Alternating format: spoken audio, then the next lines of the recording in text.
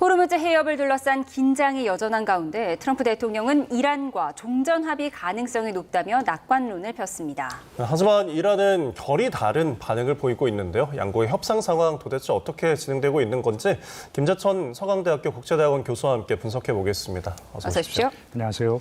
네, 이번 전쟁 이란의 핵 문제 때문에 일으켰다는 게 트럼프 대통령의 주장이었는데 트럼프 대통령이 오늘 이란이 핵 포기하기로 했고 지금 있는 농축 우라늄도 미국이 다 가져오기로 했다라고 했거든요. 이거 근거 있는 자신감일까요?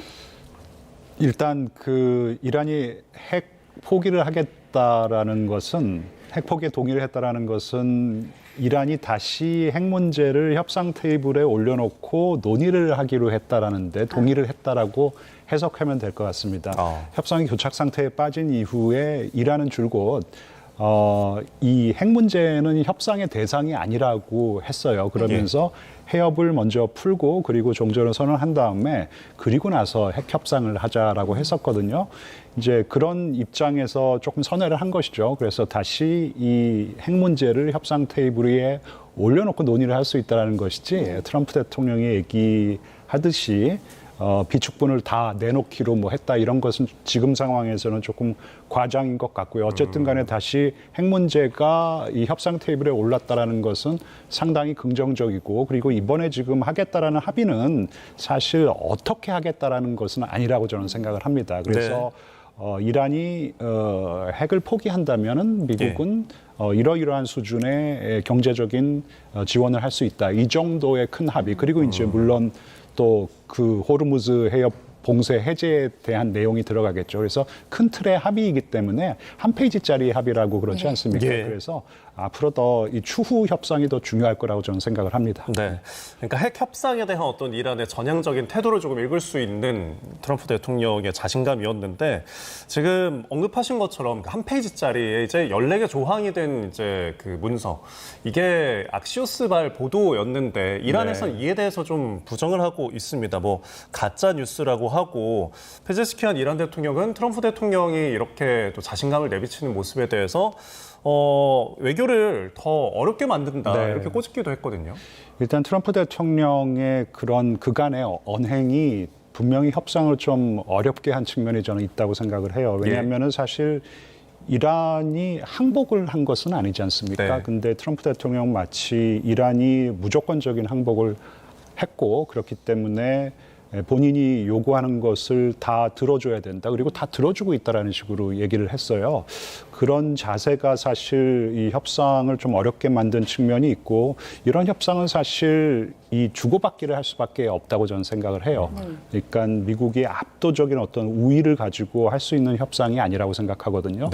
그렇다면은 타협을 해야 되기 때문에 이제 분명히 다시 협상 국면 그리고 이 협상 분위기가 급물살을 타고 있는 것은 분명한데 이란 역시 끝까지 본인들의 어떤 강경한 입장을 고수하면서 한치의 물론 양보를 좀 하겠지만 그래도 우위를 가지고 협상에 임하려고 하는 것 같습니다. 네, 지금 이란에서는 트럼프의 나를 믿어봐 전략에 실패하고 나니까 가짜 악시오스 작전을 들고 나왔다 이렇게 주장을 하고 있습니다만 어쨌든 악시오스 보도가 맞다면 한쪽짜리 MOU 체결이 임박했다는 거잖아요. 근데 이 한쪽짜리 MOU가 어떤 효력이 있는 걸까요?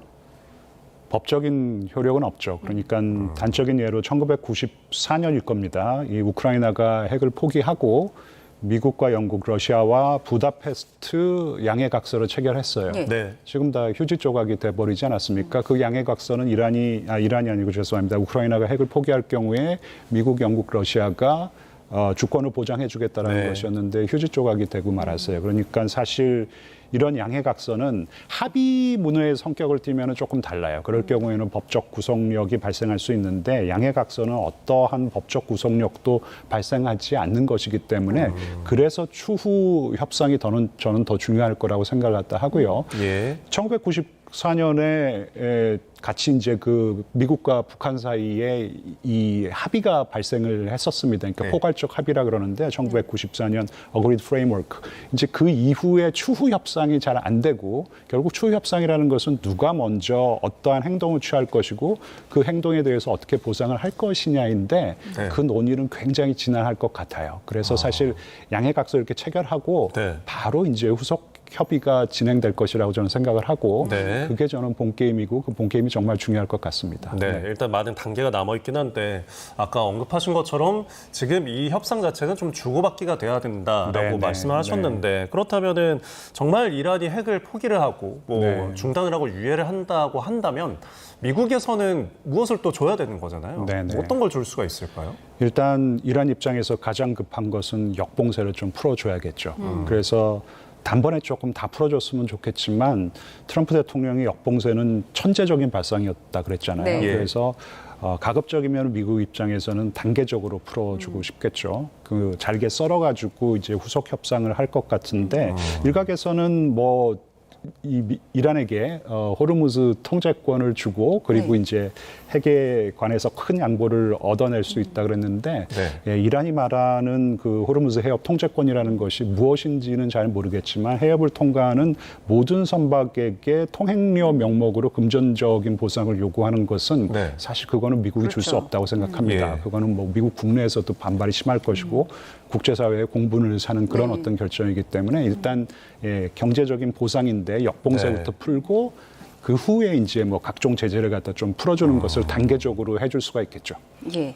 오늘 트럼프 대통령이 말하는 거 보면 핑크빛 미래잖아요. 지금 다 잘 될 것 같은데 데드라인 시한은 없다라고 밝혔어요. 그렇지만 다음 주에 미중 정상회담이 있기 때문에 트럼프 대통령 입장에서는 시진핑 주석 만나기 전에 내가 이 전쟁을 일단락 짓고 싶은 마음이 큰 거겠죠. 아, 그럼요. 네, 일단락 짓고 싶어 하는데 근데 한 30일 정도 그래도 본격적으로 좀 논의를 하고 그리고 양해각서를 체결하겠다라는 이 시각이 행정부 내에서 나왔거든요. 트럼프 행정부 내에서. 근데 지금 미중 정상회담이 당장 다음 주 목요일, 금요일 14일, 15일이지 않습니까? 네. 그 전에 뭔가 조금 일단락은 짓고 싶어 할 겁니다. 그러니까 뭔가 암묵적으로라도 종전으로 지금 가고 있다라는 큰 틀의 합의, 구두 합의라도 좋겠죠. 네. 이제 그런 그림을 좀 그려놓고 사실 미중 정상회담이 굉장히 중요하죠. 지금 많은 이 현안들이 걸려 있고 뭐 예를 들어 가지고 미국이 이 중국의 히토류 수출을 재개를 시켰습니다. 작년 네. 한국에서 열린 10월 말 11월 초에 그 에이펙 정상회담에서 재개를 시켰는데 그게 1년짜리예요.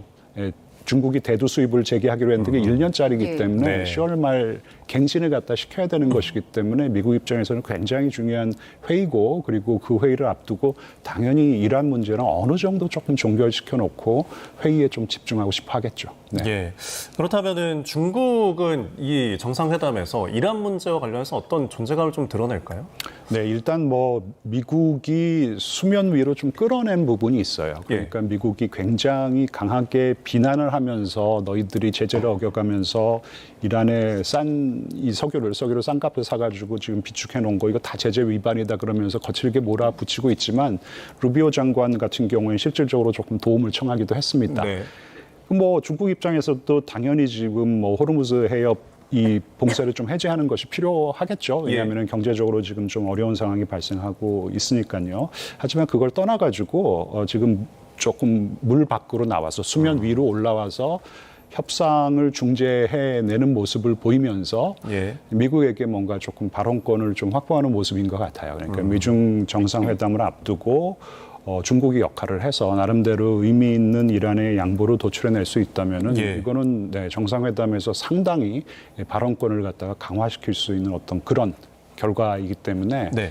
중국이 분명히 지금 역할을 하고 있는 것 같고 사실 핵 문제가 협상 테이블에 다시 올라오게 된 거는 제가 보기에는 파키스탄이 해낸 일이라기보다는 중국이 해낸 일인 것 같습니다. 네. 중재국으로서 중국의 역할이 지금 네, 주목받고 네. 있는 상황인데 중국이 엊그제 이란 외무장관을 초청을 했잖아요. 네, 네, 네. 그 자리에서 이란 외무장관이 이번 전쟁 덕분에 이란의 국제적 위상은 더 올라갔고 네, 네. 중국도 그걸 인정하고 있다라고 공식적으로 네. 밝혔어요.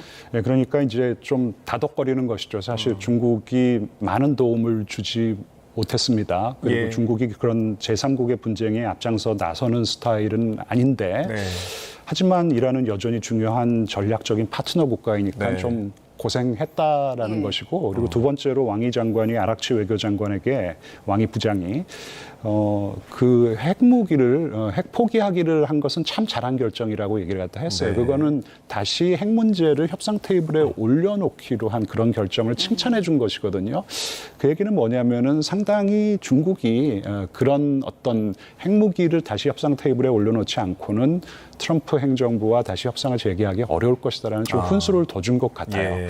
그래서 어쨌든 지금 중국이 미중 정상회담을 앞두고 네. 상당한 역할을 조금 물 위에서 그러니까 네. 수면 위에서 지금 하고 있는 그런 양상이라고 보시면 될 것 같습니다. 네, 중국의 역할론에 대해서 좀 짚어봤는데 지금 이런 어떤 뭐 핑크빛 미래나 장밋빛 미래를 저희가 점치지만 한편으로는 이스라엘이 지금 또 공습을 재개를 해서 혹시 초치는 게 아닐까 하는 네. 그런 우려도 있습니다. 지금 헤즈볼라 측과 공습을 이어가고 있는데 결국은 내 갈 길을 간다라는 뜻일까요?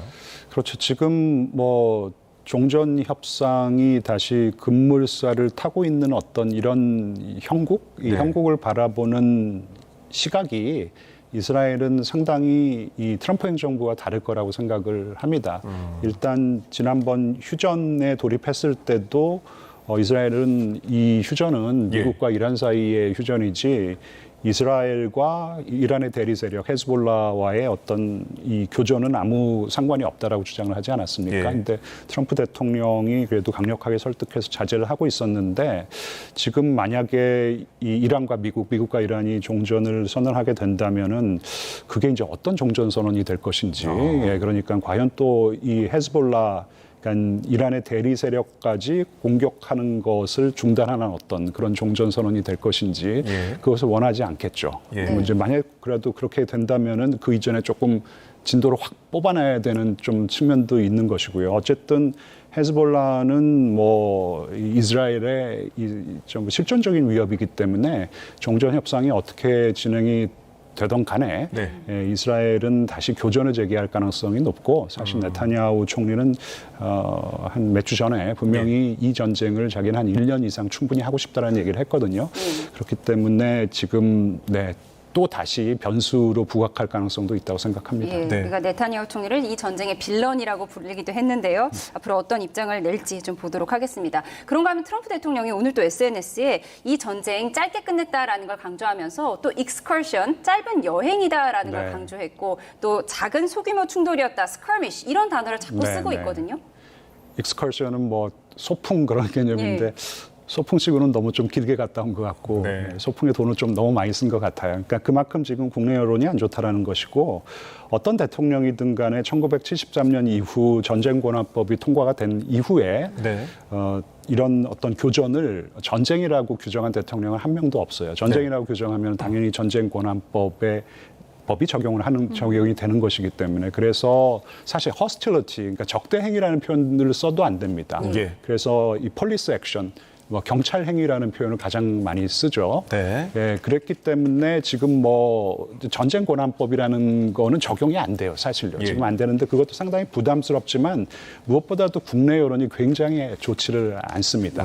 그러니까 이런 어떤 교전 상황이 지속되는 것이 상당히 부담스럽기 때문에 국내 정치적으로 루비오 장관 역시 장대한 분노 이 작전은 끝났다라고 얘기를 했습니다. 예. 그래서 제 생각에는 어떤 좀 심각한 교전이 재개될 수 있는 그런 결정은 트럼프 대통령이 절대로 내리지 않을 것이고 예. 이제는 조금 이란에서 다른 쪽으로 시각을 돌릴 것입니다. 국내외적으로 굉장히 산적한 문제가 많기 때문에 네. 일단은 미중 정상회담 그리고 국내 정치적으로도 굉장히 중요한 지금 뭐 현안들이 많거든요. 예. 그쪽으로 점점 좀 시각을 돌려가지 않을까 생각을 합니다. 네.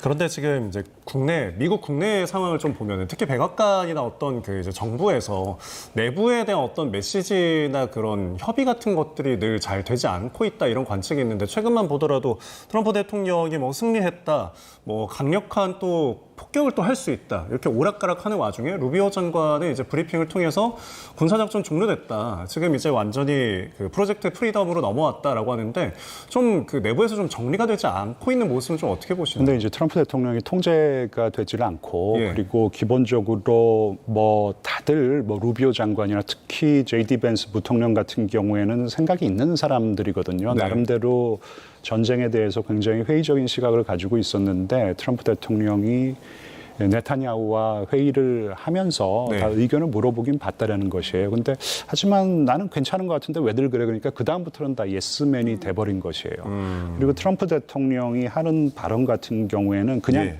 즉각적으로 본능적으로 뭔가 이렇게 내뱉는 말들이 있어요.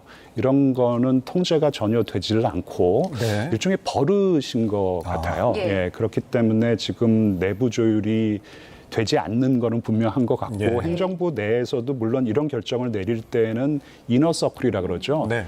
자기가 신뢰하는 사람에게 상의를 하고는 하는데 네. 그 신뢰하는 사람들 중에서 레드팀의 역할을 하는 사람이 없어요. 예. 그러니까 신뢰하는 사람들도 그들 사이에서도 뭔가 checks and balances, 견제와 균형이 네. 이루어져야 되는데 전혀 그러한 어떤 견제와 균형의 기제가 작동하지 않기 때문에 네. 트럼프 대통령이 그냥 가장 마지막에 한 말이 그냥 정책이 되어버리는 어떤 그런 상황을 저희가 지금 목도하고 있다고 보시면 될 것 같아요. 예, 트럼프 대통령이 레드팀이 없다라는 지적해 주셨는데 그렇잖아요. 트럼프 대통령 어제는 나 임기 8, 9년 남았다 이렇게 실수인 것처럼 하면서 장기 집권의 야욕을 드러내기도 했거든요. 지금 네. 의회 상황은 정확히 어떻습니까? 공화당 장악력은 여전하다라는 분석도 있어요. 네, 그러니까 예전 같지는 않은 것 같고요. 그러니까 공화당 내에서도 상당히 회의론자가 많이 좀 생겨나는 것 같은데 하지만 지난번 대선을 치르면서 공화당은 거의 완벽에 가까운 트럼프 정당이 되어버렸어요. 네. 그리고 지금 불만이 많이 나오지만 임계점에 도달한 것 같지는 않고요. 그런 이유는 트럼프 대통령에 대한 세력이 없는 것이에요. 말씀드렸지만 J.D. 벤스, 마르코 루비오가 지금 제도적인 어떤 후계자라는 발언은 그런 어떤 예측은 많이 나오는데 아직까지 너무나 경량급이죠. 그러니까 트럼프 대통령의 품에 있기 때문에 이들이 지금 대선 주자급으로 언급이 되는 것이지 네. 트럼프 대통령에 필적할 만한 대체할 수 있는 공화당의 정치인은 없다고 생각하고요. 네. 민주당도 마찬가지입니다. 민주당이 어떤 대안 세력으로 유권자들에게 인식이 돼야 되는데 지금 트럼프 대통령의 지지율이 많이 빠졌잖아요. 네. 33%까지 빠진 상황인데 그럼 빠진 지지율이 그럼 민주당으로 가느냐? 또 그것도 아니에요. 그러니까 민주당이 지금 어떤 이 반대 급부 그러니까 예. 반사 이익을 전혀 보지 못하고 있는 상황이기 때문에 네, 지금 그래서 과연 지금 11월 초에 열리는 이 예. 중간 선거에서 이번 전쟁의 결과가 어떻게 나올 것인지 지금 예측이 조금 물론 하원 같은 경우에는 전쟁 이전서부터 민주당이 다수당의 지위를 가져갈 것이라는 예측이 많이 나왔지만 네. 지금 상원도 한 4석만 뒤집으면 되는 것이거든요. 민주당이. 근데 뒤집힐 수 있다? 아니다. 뒤집기는 어렵겠다. 그래서 상원은 여전히 공화당이 이 다수당 지위를 유지할 수 있을 것이다라는 분석이 많이 나오고 있어요. 예. 그래서 아마 굉장히 중요할 것 같습니다. 중간 선거에서 만약에 상원까지 뒤집힌다 그러면은 트럼프 대통령은 저렇게 호언장담을 하지만 예. 식물 대통령으로 전락할 수밖에 없는 것이죠. 네. 알겠습니다. 미국 내 정치 지형까지 저희가 분석해봤습니다. 지금까지 김재천 서강대학교 교수와 함께했습니다. 고맙습니다. 고맙습니다. 감사합니다.